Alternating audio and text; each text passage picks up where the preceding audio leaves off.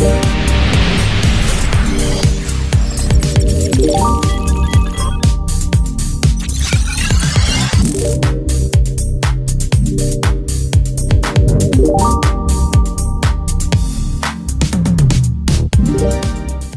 has been lauded as one of the most important decisions of the Biden administration. It has also been lauded as one of the most important investments made by TSMC. And it has been lauded as a huge stepping stone in US-Taiwan relationships.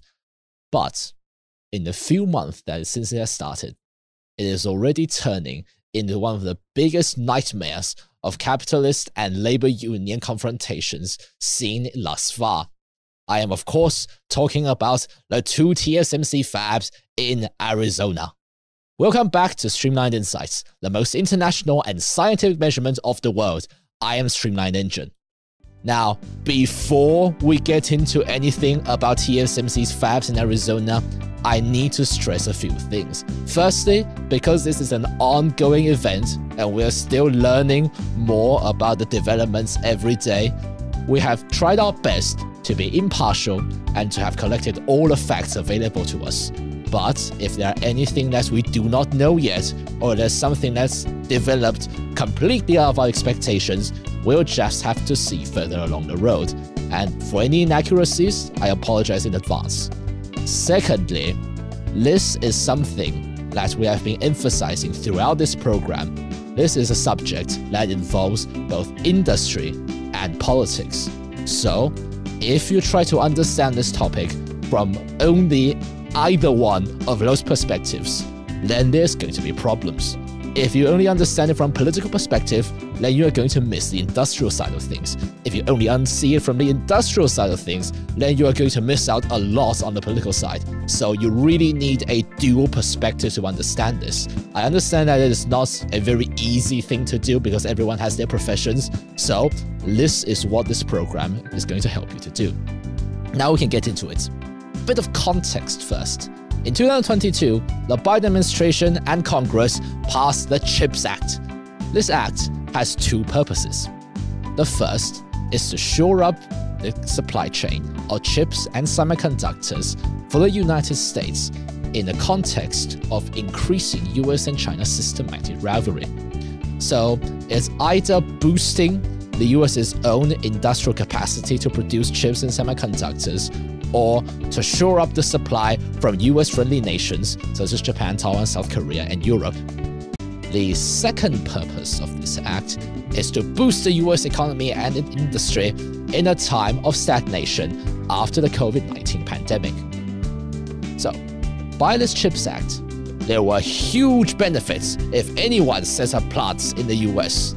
There will be, like I've said before, tax cuts, subsidiaries, infrastructure, and a trained labor force. So, TSMC, Samsung, and a lot of other semiconductor producing companies, they jumped at the chance to set up a plant in the United States. TSMC especially so. They are encouraged by the Taiwanese government to diversify their production, their supply chain all over the world. So you have heard that TSMC is setting up plants in Japan, they're setting up plants in Germany, and now they're setting up plants in the United States as well. However, you might have also realized that the plants being built in Japan, being built in Germany, did not encounter the same level of controversy and trouble as is being encountered in Arizona. So, what exactly is going on in Arizona?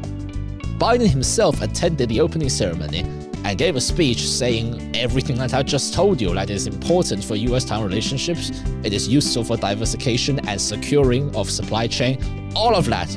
But what's been going on the ground? Well, the Arizona Building and Construction Trade Council, abbreviated to ABCTC, and for the purpose of this episode, we're just going to be referring to them as the Union in Arizona. So, the Union in Arizona, they have repeatedly complained that TSMC is demanding the unreasonable and the unexpected out of them. What are these? Well, TSMC is demanding out of these workers a 12-hour workday and a 5-day work week, both of which the Arizona workers have never even contemplated possible before. They have also talked about haphazard safety concerns, negligible environmental concerns, and ever-evolving demands from TSMC. And they're saying that TSMC has a very rigid corporate culture. They're saying that they can't even voice their opinion properly to higher management. They are saying that it is more expected to be obedient than to be experts, because the American workers consider themselves to be quite good at their craft, and they think it's TSMC's problem that they are not listening to them. Well, TSMC, for their part, has countered all of these by repeatedly complaining about the lack of professionalism and the lack of work ethics in Arizona. And in response to this, in the interest of completing those 2 fabs in Arizona on schedule in 2024, they are planning to import 500 workers from Taiwan, Taiwanese TSMC workers, to Arizona to help complete the fabs with their expertise. Well, the Arizona Union has balked at that and has said that TSMC is trying to circumvent out of safety and environmental concerns, and is trying to lower the price of Arizona workers, and therefore they are doing their best to lobby against the issuing of those visas that will allow the 500 workers of TSMC to arrive in Arizona. So, what exactly went wrong? Many people had tried to take their crack at explaining what's going on in Arizona. Some people have went as far as to claim that TSMC's model of success simply cannot be duplicated anywhere other than Taiwan. The biggest culprit of this is in fact TSMC's own founder, Morris Zhang Zhongmou. He's the one that says TSMC's model of success is unduplicable. And then some are going even further to claim that the US-Taiwan relationship is going to suffer a huge hit from the failure of the Arizona plants. Before it has even failed, I might add. And some have even started conspiracy theories, saying that it is a conspiracy by the American government to weaken TSMC and weaken Taiwan's strategic position in the semiconductor industry and in the entire Indo-Pacific entirely. Well, we won't have time or the resources or the necessity to rebut all of those claims, but it'll be nice for us to talk about exactly what TSMC's successful model is. If you boil it down to one sentence, it really is very simple. TSMC has always relied on extremely high expert workers in science, technology, engineering, and mathematics. That is abbreviated to STEM, S-T-E-M. TSMC has always relied on high STEM expertise and very cheap labor. And the best place that they can get that is in Taiwan. Cheap, highly trained experts. That you can't really find any of this anywhere else. Like in Japan, they are highly trained, but they're not as cheap. Or in South Korea, they are perhaps just as cheap, but not as highly trained. And of course, TSMC is used to the fact that the Taiwanese government has paved the way for them almost since the beginning in 1987. Because Taiwan has always said TSMC as the key in their national strategy, so of course, the government has laid the road for them in legislation, in taxes, in subsidiaries, in everything.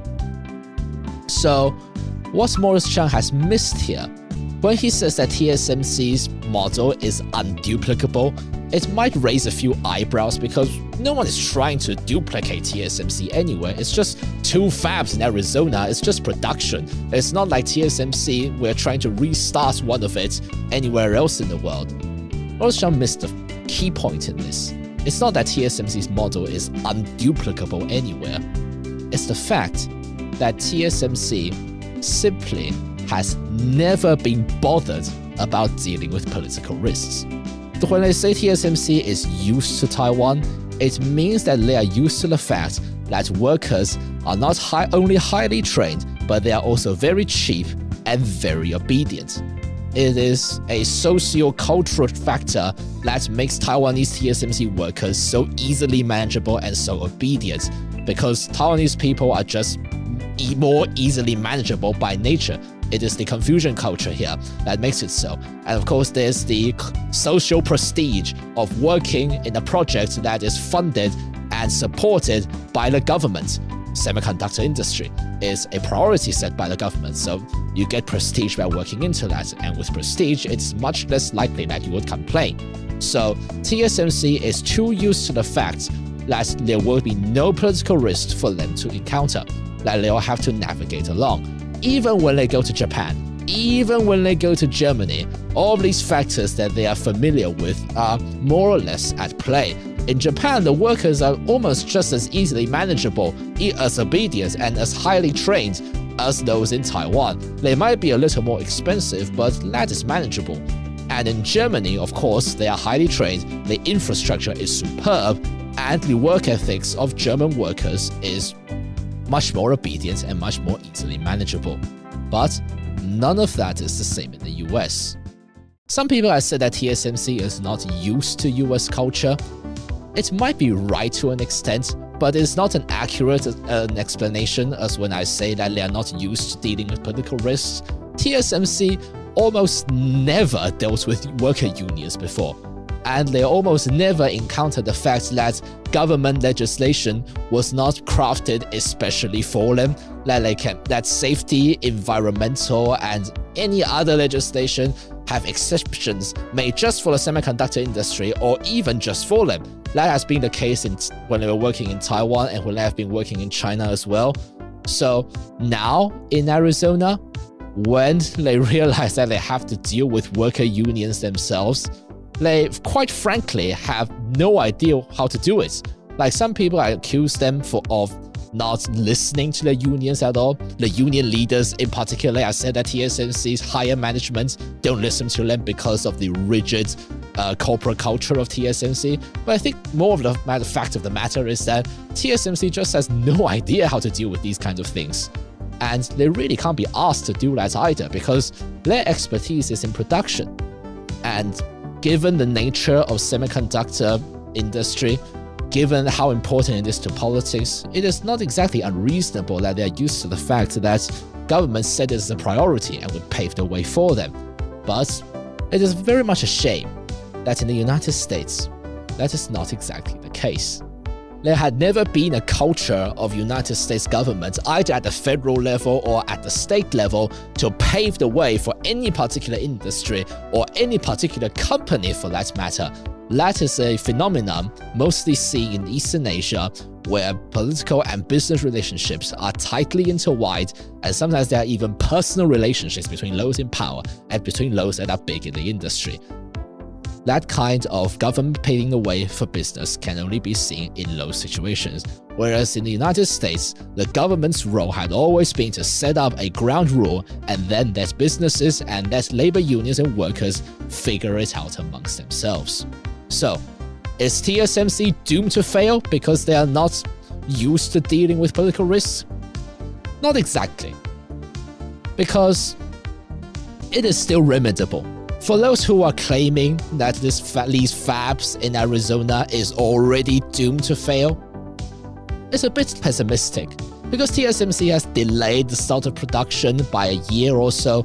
Of course, that is very serious in the semiconductors industry, because with the progress that the chips industry make every day or even every second, delaying production by a whole year means that what you produce, for example, 5 nanometers, in a year's time might become completely outdated when it comes to 3 nanometers. But to say that TSMC's fabs in Arizona will become a failure, just like Foxconn's investment in Wisconsin in 2017, is a bit too early to say, because there has been instances where companies that are not used to dealing with political risks learn how to do it. There's still a capacity to do it. And of course, there's a capacity that the US government will step in to help negotiate a favorable condition between these two parties. But when I say that it's too early to say that it's going to fail, I do not mean that hard work doesn't need to be input to make all of this work. These two fabs in Arizona are already costing $40 billion USD on part of TSMC. So TSMC very much has an interest in making sure that it works. And not just for these Arizona fabs to work either. TSMC is now setting up factories, fabs all over the world, in Japan, in Germany, in other places. They didn't do it on their own accord. This isn't a TSMC corporate-born idea to diversify their political risk. Rather, this is more encouraged by the Taiwanese government, and they are more lured by the subsidiaries and all the benefits provided by those foreign governments, for example, provided by Schurz in Dresden, Saxony. It's more like. But, as I have always said, in this current global macro context, TSMC needs to learn how to navigate through political risks. It's an essential for the semiconductor industry for how tightly intertwined politics are. For when they are so tightly intertwined, it's not just the semiconductor industry that is crucial to politics. Politics is going to influence semiconductors just as much as well. Not just if war breaks out in the Taiwanese Straits, but a little more moderately in an environment of global competition. If the semiconductor industry catch on to these headwinds, they are going to profit hugely from it. And if not, they are going to lose tons of money. Or more specifically, billions of money. For example, if TSMC's fabs in Arizona didn't work out, that will result in huge loss. Which is why TSMC, who is already learning the importance of politics, they put out an advertisement to hire political experts in like April 2022, but that is not enough. Just one effort of understanding the political risks of the industry, of the semiconductor industry, that is not nearly enough. So they need to understand American culture for the Arizona fab to work. And the specifics of it, for example, more learning to listen to the workers of Arizona, or perhaps more adjusting to the fact that workers can express their opinions to upper management, or that applying for overtime is natural and not an exception. Those need getting used to. And TSMC might balk at the idea of disrupting their management model, but in an era of global competition, TSMC really cannot afford to just get comfortable with the model in Taiwan. If they call it quits and just accept those losses and return back to Taiwan, then that means TSMC is not ready for the current macro context at all. And that is not going to be serious for Taiwan. That is going to be serious for the entire world's chip industry and just maybe the entire world as well. There is still time, but TSMC needs to work hard and needs to start bothering about political risks.